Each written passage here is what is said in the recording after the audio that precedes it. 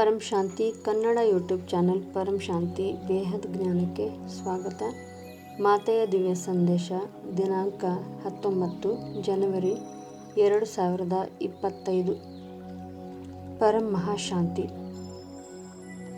ಎಲ್ಲ ಸೇವಾಧಾರಿ ಬೇಹದ್ನ ಆತ್ಮರಿಗೆ ಸ್ವಪರಿವರ್ತನೆಯಿಂದ ವಿಶ್ವ ಪರಿವರ್ತನೆಯನ್ನು ಮಾಡುವ ಬೇಹದ್ನ ಆತ್ಮರಿಗೆ ಬ್ರಹ್ಮ ಮಾಜಿಯವರ ನಮಸ್ಕಾರಗಳು.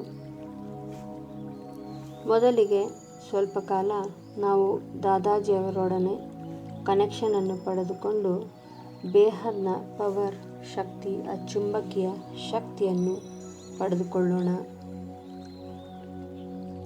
ಪರಂ ಶಾಂತಿಯ ಸಂಕಲ್ಪವನ್ನು ಎಲ್ಲೆಡೆ ಹರಡೋಣ. ಎಲ್ಲ ಆತ್ಮರಿಗೆ ಇದನ್ನು ಅನುಭವ ಮಾಡಿಸಬೇಕಾಗಿದೆ.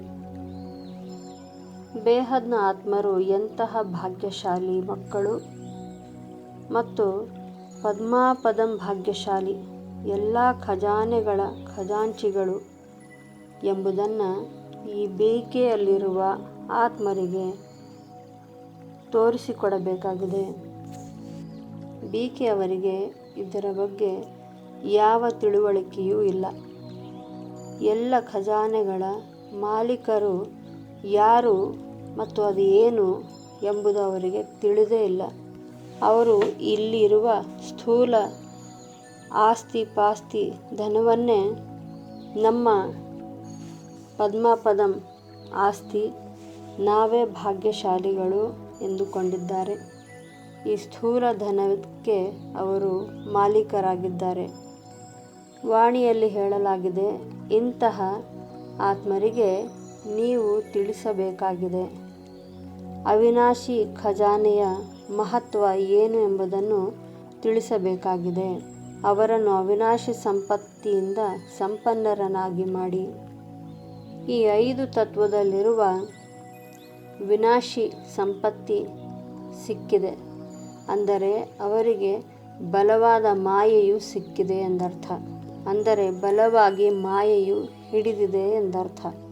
ಇಂಥವರಿಗೆ ಅವಿನಾಶಿಯ ಖಜಾನೆ ಎಂದರೇನು, ಅದರ ಮಹತ್ವ ಏನು ಎಂಬುದನ್ನು ನಾವು ಸ್ಪಷ್ಟವಾಗಿ ತಿಳಿಸಿಕೊಡಬೇಕಾಗಿದೆ. ಬೇಹದ್ನ ಮಕ್ಕಳೇ, ನೀವು ಇಂತಹ ಒಂದು ಸೇವೆಯನ್ನು ಮಾಡಿ.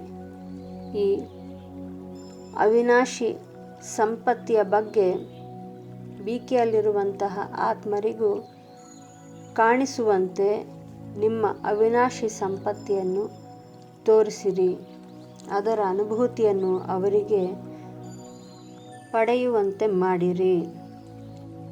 ಬೇಹದ್ನ ಡ್ರಾಮಾದಲ್ಲಿ ಬೀಕೆಯವರ ಯಾವುದೇ ಪಾರ್ಟ್ ಇಲ್ಲ ಎಂದುಕೊಳ್ಳಬೇಡಿ. ಕೊನೆಯಲ್ಲಿ ಇವರೂ ಕೂಡ ಎದ್ದೇಳುತ್ತಾರೆ. ಇವರಿಗೂ ಜಾಗೃತಿಯಾಗಲಿದೆ. ಡ್ರಾಮಾದಲ್ಲಿ ಇವರದು ಕೊನೆಯಲ್ಲಿ ಪಾರ್ಟ್ ಇದೆ.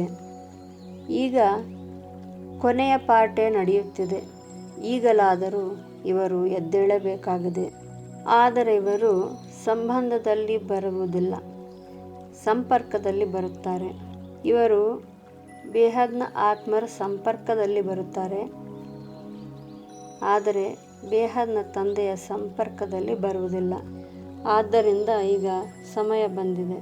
ಇವರನ್ನು ಎಚ್ಚರಿಸಬೇಕಾಗಿದೆ. ಏಕೆಂದರೆ ಈ ಸ್ಥೂಲ ಸಂಪತ್ತಿಯ ನಶೆಯಲ್ಲಿಯೇ ಎಲ್ಲರೂ ಮಲಗಿದ್ದಾರೆ. ಇವರನ್ನು ಎಚ್ಚರಿಸಬೇಕಾಗಿದೆ. ನಶೆಯಲ್ಲಿರುವವರನ್ನು ಪದೇ ಪದೇ ಎಬ್ಬಿಸಬೇಕಾಗುತ್ತದೆ. ಒಂದು ಬಾರಿಯಿಂದ ಅವರು ಎಚ್ಚರಿಕೆಗೊಳ್ಳುವುದಿಲ್ಲ. ಆದ್ದರಿಂದ ಇವರನ್ನು ಅವಿನಾಶಿ ಸಂಪತ್ತಿಯ ಅನುಭವಗಳಿಂದ ಜಾಗೃತಪಡಿಸಬೇಕಾಗಿದೆ. ಈ ಸಂಪತ್ತಿಯ ಪರಿಚಯವನ್ನು ಮಾಡಿಸಬೇಕಾಗಿದೆ. ಮಾಯಾಜೀತರನ್ನಾಗಿ ಮಾಡಬೇಕಾಗಿದೆ. ಈ ಮಾಯೆಯನ್ನು ಸಮುದ್ರದಲ್ಲಿ ಎಸೆದು ಬಿಡಬೇಕಾಗಿದೆ. ಸಮುದ್ರದ ತಳದಲ್ಲಿ ಎಸೆಯಬೇಕು. ಯಾರು ಮಾಯಾಜೀತರಾಗುತ್ತಾರೋ ಅವರಿಗೆ ಈ ಅವಿನಾಶಿ ಸಂಪತ್ತಿಯ ಮತ್ತು ಪದ್ಮಾಪದಂ ಭಾಗ್ಯಶಾಲಿ ಆಗುವ ಖಜಾನೆಯ ಖಜಾಂಚಿಗಳಾಗುವ ಭಾಗ್ಯ ಸಿಗುತ್ತದೆ. ಬೇಹದ್ ಕಿ परम परम परम महाशांति है, महाशांति है, महाशांति है। बेहद की अविनाशी परम शांति।